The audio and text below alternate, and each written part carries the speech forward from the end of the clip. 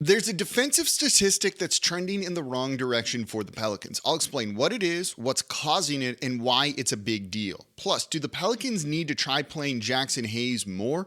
And what will the trade deadline look like this year? I think it might be different than what people are expecting. It's a Thursday episode of Locked On Pelicans. Let's go.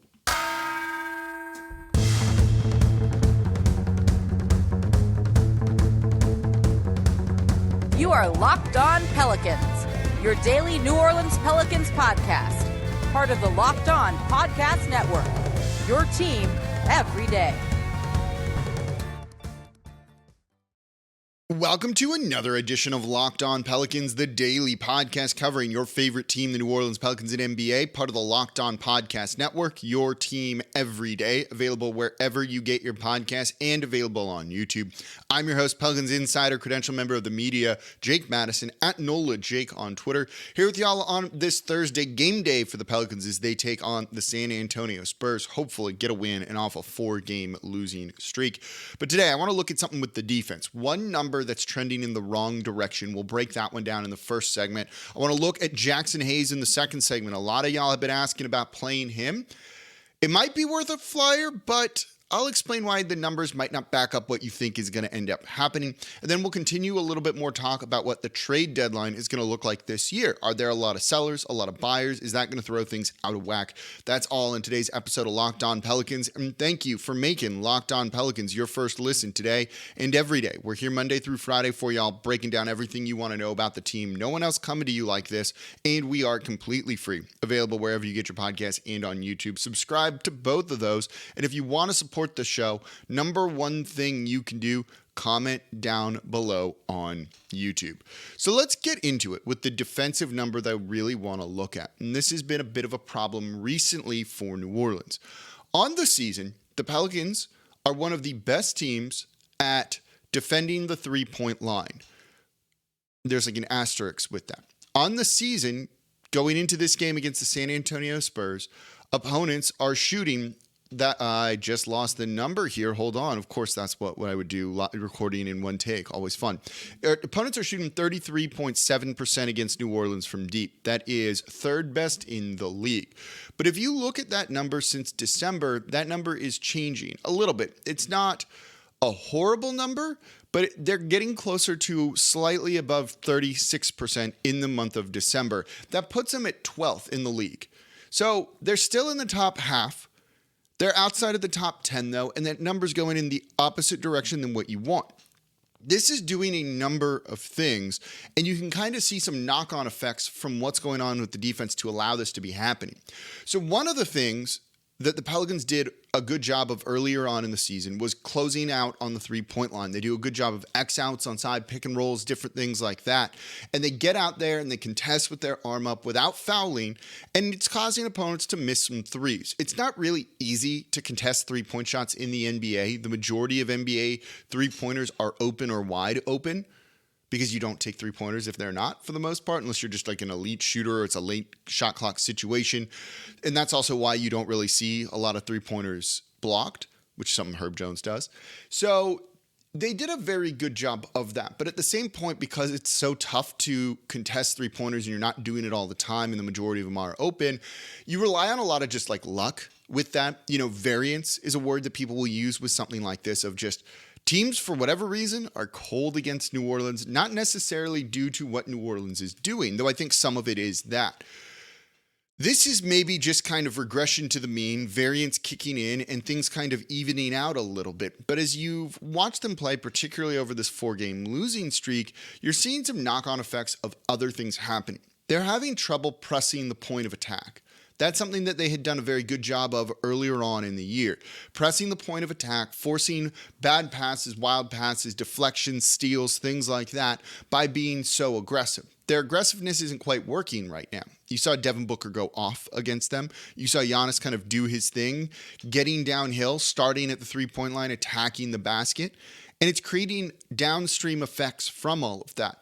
New Orleans has to rotate over, and they need to then try and contest a kick out or an extra pass after that. And that's leaving more open three-point shots than what New Orleans was giving up earlier. And it means those teams are making those three-pointers a little bit better than they were earlier on in New Orleans. So all of this stuff is really tied together. When I did a show on this Pelicans defense kind of being bend but don't break, this is what I was talking about. New Orleans, while they do a good job in terms of three-point accuracy against them, they are fourth worst in terms of percentage of opponents' shots being threes.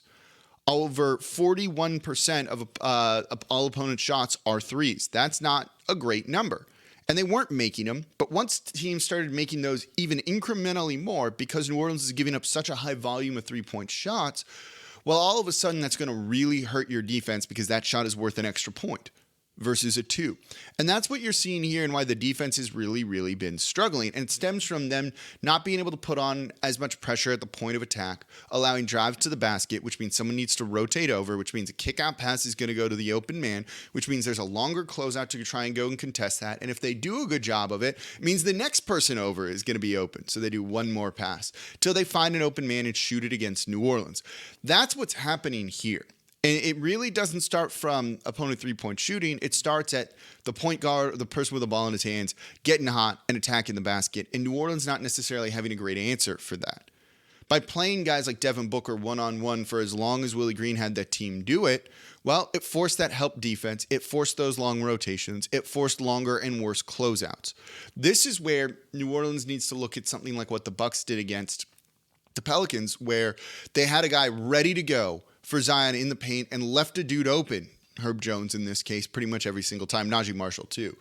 You know, doing that against some of these guys that are getting hot, I think can alleviate some of this. You're forcing the ball out of their hand to a worse three-point shooter that you've specifically chosen to leave open. And if that guy beats you, you live with that, right? I'd much rather, if you're an opponent playing New Orleans, wouldn't you rather lose the game because Herb Jones got stupidly hot from 3 when he doesn't normally do that and beat you versus Zion Williamson going and scoring 40 against you? I mean, I think that's what you would take every single time. You kind of got to go in with what you think is the best game plan, which is the obvious game plan. And if teams beat you with like the one glaring weakness to that, what can you do? You played the odds, you played the percentage. It's probably a smart game plan in the first place. New Orleans, I think, needs to get a little bit better with things like that, and they're struggling with that now. And you're starting to see the knock-on effect. And that opponent three-point percentage right now is a direct reflection of some of the defensive principles they're using early on in the shot clock in a possession not working. They need to really figure that out because all of this is actually tied together. Herb Jones being back for as much as he is hurting them offensively right now, being able to contest at the point of attack is a really important thing for this Pelicans defense to become that buzzsaw that we saw earlier on in the year. You get 3 very winnable games against, mediocre at best teams, so it gives you a chance to really be able to kind of go out and get things back on track, and we'll see if the defense follows suit. But certainly there have been other issues too, and one of them has been a backup big. And in yesterday's show, we talked about how maybe that's the number one area they need to really prioritize trying to upgrade the roster. But is that guy already on the team? Is that guy Jaxson Hayes? Let's take a look at whether he's the answer or if this isn't going to go the way people think it's going to go, who are clamoring for him to be out in the lineup. That's coming up here next in today's episode of Locked On Pelicans. Before we do that, though, today's episode of Locked On Pelicans is brought to you by the NHTSA. Did you know that driving high is considered driving under the influence? That's right. Driving under the influence of marijuana is against the laws in every state, even in states where marijuana is legal. And that means driving high could get you a DUI. And if you think law enforcement officers can't tell when you're driving high, you're wrong. Your friends can tell, your coworkers can tell, even your parents can tell. Everyone can tell. So what makes you think that law enforcement officers don't know when you're driving high? Driving under the influence of marijuana can slow your response time and change how you perceive time and speed. So even if you think you're fine to drive while you're high, you're not. Because the bottom line is, if you feel different, you drive different. And driving high is driving under the influence. So remember, drive high, get a DUI, paid for by the NHTSA.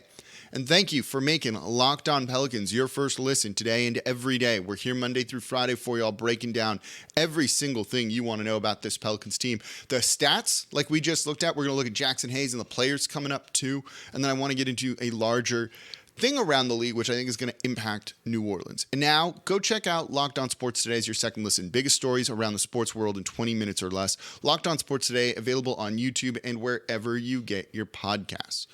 So let's look at Jaxson Hayes. This is the Pelicans' big man. Started 28 games last season. Has only played 73 minutes this season. He's an afterthought. Right now, he is not in head coach Willie Green's plans. But he started 28 games last year. Started in the playoffs. Is this a guy that can maybe give something to New Orleans that they need right now? They need a backup big that's maybe a little bit more reliable than Billy Hernangomez, maybe a little bit more defensive-minded than Billy Hernangomez.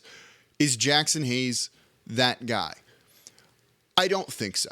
I'm just going to be blunt about this. I don't think it's Jaxson Hayes. And honestly, I see a lot of people give knocks on him for him posting on Instagram and things like that. And I really don't like that. And I disagree that that's any sort of negative influence on him whatsoever or a bad thing. And frick, go post on Instagram. Be a professional athlete.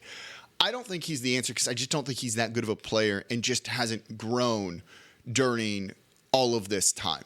He is the same player that we've seen from a couple of years ago, and one that has had a cycle of he's given minutes, doesn't do well, goes to the bench, comes back, plays just good enough to warrant some hype going into next season, and then doesn't even do what he did last season. You go through this whole cycle again and again and again. He's big. He's big, and he can jump high, and he can take long strides, and he's athletic as all get up. Don't get me wrong on that. But how does that answer what the Pelicans need right now? Let's start with rebounding.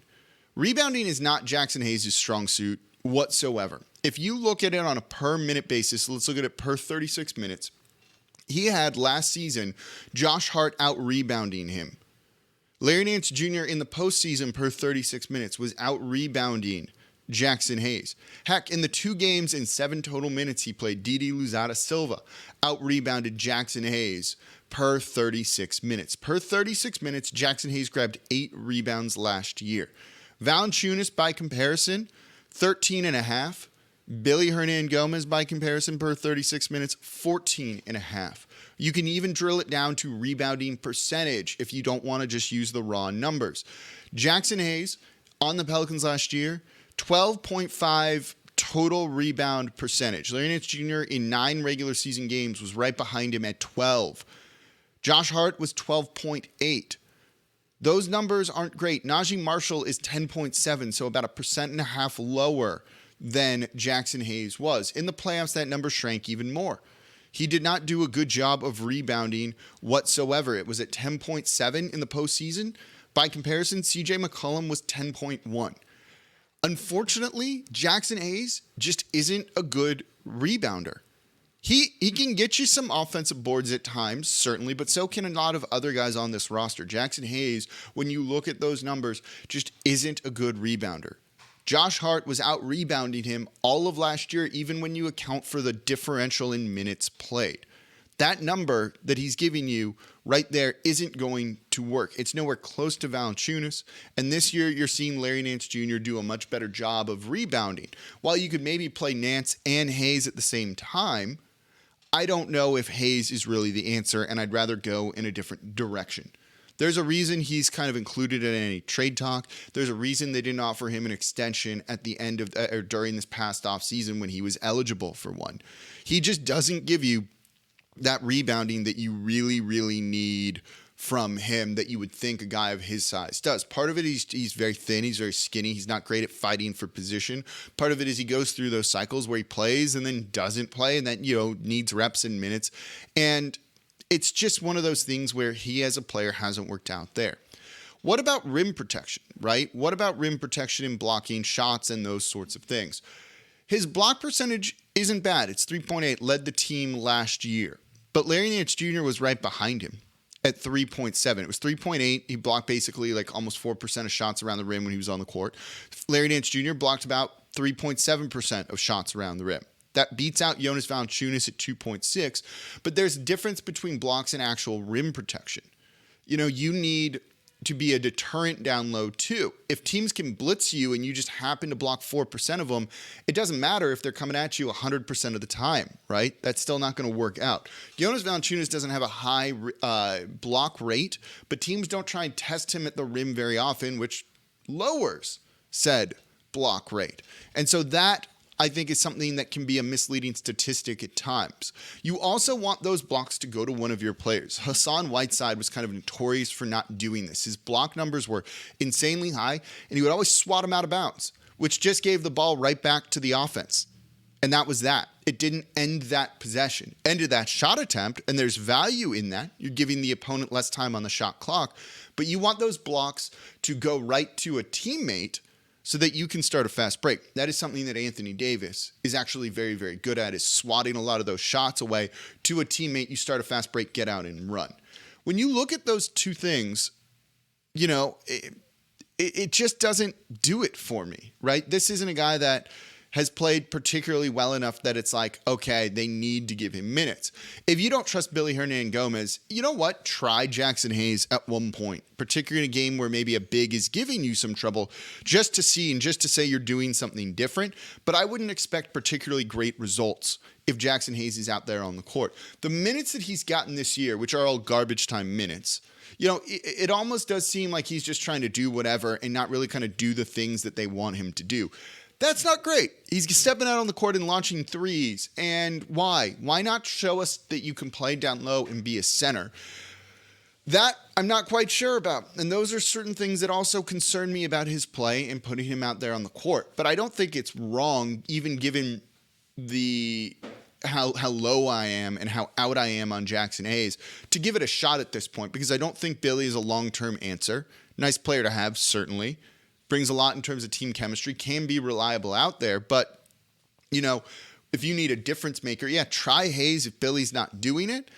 I just wouldn't expect that a lot's going to come in from this. He doesn't space the court for Zion Williamson. He doesn't shoot enough threes that teams are going to respect him out there. I think Jonas Valanciunas is much better in that regard. I don't know what he's going to give you that you can't get from other guys out there. And that's probably a big part of the reason of why he is stuck on the bench. So there you go. Let me know. Let me know if you think they should try him, if you want to see him playing over Billy Hernangomez, though, in the comments down below. So I want to get into a little bit more of the trade market coming up here next in today's episode of Locked On Pelicans. I do think this is going to be a weirder one than we were expecting, and I'll explain why coming up here next in today's episode. Before I do that, though, today's episode of Locked On Pelicans is brought to you by, I'll get the right sponsor here, BetterHelp. Look, therapy can be an important thing for you because there's just no user manual for life. So when life isn't going your way or it's not working for you, it's normal to feel stuck. Go out and get some help. I've been through therapy personally. I love it. It helps you grow. It helps you develop, coping mechanisms, coping skills, self-empowerment. It can help you deal with trauma. Whatever it is you might need, that's what they're trained to be able to provide. And as the world's largest therapy service, BetterHelp has matched 3 million people with professionally licensed and vetted therapists, available 100% online. And it's affordable. Just fill out a brief questionnaire to match with a therapist. And if things aren't clicking, you can easily switch to a new therapist anytime. It really couldn't be simpler. No waiting rooms, no traffic, no endless searching for the right therapist. Learn more and save 10% off your first month at betterhelp.com/lockedonnba. That's betterhelp, HELP.com/lockedonnba. And thank you for making Locked On Pelicans your first listen today and every day. We're here Monday through Friday for y'all, breaking down everything you want to know about this Pelicans team, the good, the bad, the key statistics, the play on the court, the trade targets. We have it all. No one else coming to y'all like this, the Top Pelicans podcast, and we are also completely free.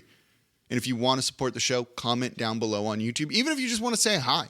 And now for your second listen, go check out Locked On Saints. Ross Jackson breaking down everything black and gold that you want to know about. Look into the future. Who could they be drafting? How could they fix the QB problem? He's talking about Teddy Bridgewater in an episode this week. Could there be a reunion there? I wouldn't hate that idea. Go check out Locked On Saints. Make it your second listen. So yesterday I did a whole show, for the most part, on the trade market for New Orleans. What are the assets they have? And I did have an error in there. One of the Bucks picks is top 4 protected coming to New Orleans, but they included it in the CJ McCollum trade. Thank you to the commenter on YouTube who pointed that out to me. And my bad on that mistake right there. But this is going to be an interesting trade market. There was a lot of talk that there would be a ton of sellers. This draft is so stacked at the top. Victor Wembanyama out of France as a skilled center is such a game-changing talent that teams were going to try and race to the bottom to be able to get him. They're not necessarily wrong. Some teams are very clearly doing that, and I think you'll start to see some teams shift. But the NBA is reaching a level of parity that it has not had before. And this is a good thing, I think, overall for the league. This is what they wanted. And this is partially due to the play-in tournament and teams having success like New Orleans coming out of the play-in tournament. That it gives teams an incentive to try and go win games. When you look at this right now, 11 teams are within 5 games, or 10 teams are within 5 games of the Denver Nuggets, who are the number 1 seed right now. New Orleans is only 1 game behind them. That's incredible. Teams are in competition right now. Of the play-in tournament, you have 3 teams that are just 2 games back of the 10th seeded Dallas Mavericks right now. It's competitive. And because of this, especially with the West being completely wide open, the East is a little bit more stratified with like 1 tier and then kind of a middle tier. It means teams aren't racing to the bottom because maybe they do want to go win games, and there's some value, I think, in all of that. And the play-in tournament, and winning those games, New Orleans seemed to really grow and set them up for future success. So I think a lot of teams are emulating that and not just outright tanking. And so that creates an issue of there's not a ton of sellers, at least right now, in the NBA, and it's who's going to be the first to kind of blow up their team and say, we want to start it over. Is it going to be a team like the Chicago Bulls? There's been a lot of talk about that. I'm not sure. And if there's not a lot of sellers, what does it do for the overall market? What that does is it drives up the price of the players that could be traded. Say Chicago is one of the only sellers out there and they try and trade Nikola Vucevic. Well, his price is going to go up if he's the best player available, and teams are going to get into little mini bidding wars trying to get his services. Could be the same for other players. Miles Turner could see an increased price tag. Others like that really could be. I don't think the Miami Heat are trading Bam Adebayo, but his would be incredibly high. Same for Shai Gilgeous-Alexander if the Thunder were to want to move him, but that's not happening. So what this ends up meaning is you might overpay. And it means the trade market is overpriced, and that could be a concern. Do you want to, and that's a concern for New Orleans for this reason. One, I don't mind spending extra assets to go and just get your right guy. I don't think you need to maximize every ounce of value all the time. If there's a player you think is a difference maker, just go and get him and get your dude. There's something to be said for that. And with all the extra picks you have, you can afford it, and it doesn't hurt you nearly as much as it might for another team. The Lakers, using some of those other picks they've had to get guys like Westbrook and things like that weren't true difference makers, has hurt their team building for this season and the inability to make a move because of it. New Orleans isn't in that same thing. You can overpay and you're still fine for the future. But I also do worry about overpaying for a guy with a big salary number that isn't that difference maker. Maybe that's OG Anunoby, though I'm pretty high on him. That if you bring them in, they get big money deal, it puts you into the luxury tax. You need cost-controlled players. And that, in general, means players on rookie deals. So if you're giving up an extra first-round pick or 2 to go and get a guy, you are not only paying that player a lot of money, but you're losing other cost-controlled guys in the future. That is a concern for a small market and a team that is going to get really expensive. It could also mean maybe New Orleans realizes where they're going to be just by the Zion extension kicking in, potentially a future extension for Herb Jones. They don't want to play that game. They know they need to try and keep costs low because unfortunately it's a small market team here. And you need those extra first round picks to get rotation guys because players at one point will be forced to either be traded away because of costs or just walk because they don't have the money against the salary cap to be able to re-sign them. It's something to keep in mind that if this trade market gets really overpriced, I'm less concerned about New Orleans overpaying on a guy they want. If they're like, this dude's the difference maker, go and get him. It's fine. I got no issue with that. If that's the guy that you want, I'm a big believer in go and get your man. But if it's not and it's a marginal guy that you're overpaying for, don't love that. And that's why I tend to be right now erring on the side of go get like a role player rotation guy at best, not a big name starter, not a trade that you look at and you're like, oh, that is a starter. That's a guy that's going to get big minutes. That's the missing piece. I think I like this roster a lot right now, and I think it needs some tweaking around the edges. You can do that pretty cheaply in this market, I think, and not have to overpay and give up the war chest of assets for one guy who then complicates things more by not having more cost-controlled guys in the future and demanding a big salary. But let me know in the comments down below what you think. Because of that, if there are fewer sellers, and it appears to be that way right now, do you think that means New Orleans shouldn't try and get into bidding wars with others, or should they just go and make a move no matter what it costs? I'm curious what you think. Let me know in the comments down below on YouTube. All right, enjoy the game tonight. I will be there in the Smoothie King Center as always, and there at every game, and I'm looking forward to it. It's like 2 days without Pelicans basketball. I'm like itching and stuff. So thank y'all for listening. As always, I'm your host, Jake Madison, at NOLA Jake on Twitter, and I'll be back with y'all tomorrow to recap the game.